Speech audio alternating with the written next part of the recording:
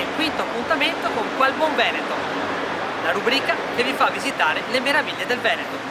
Oggi siamo in una città molto particolare, una città che ha vissuto 3 millenni da protagonista. Stiamo parlando di Este.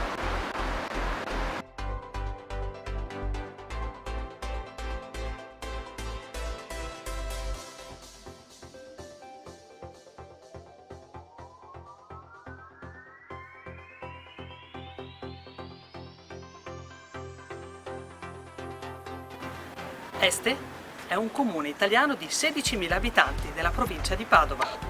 Este sorge sul fiume Adige. È la più grande città che sorge su questo fiume. La sua storia è davvero interessante. Dall'età del ferro, passando per i Romani, il Sacro Romano Impero, Napoleone, fino ai giorni nostri.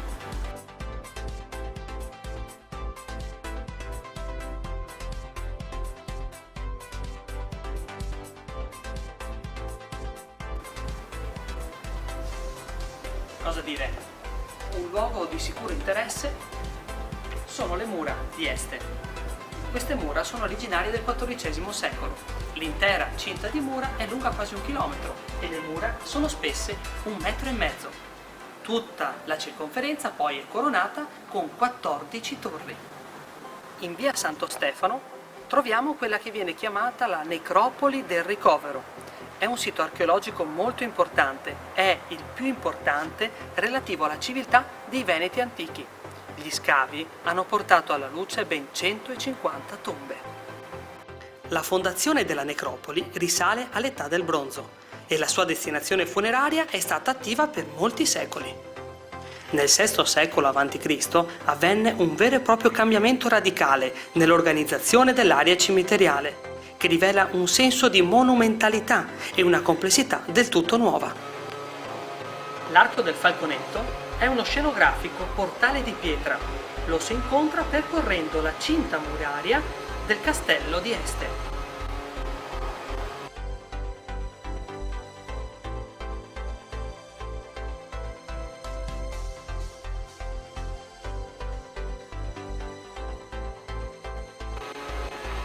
L'arco si ispira nelle forme all'Arco di Giano quadrifronte, che l'architetto veronese vide nel suo lungo soggiorno a Roma e che volle replicare qui ad Este. L'arco è in pietra di Nanto, una roccia sedimentaria molto tenera e soggetta all'erosione, e purtroppo di questo arco abbiamo perso dei preziosi dettagli.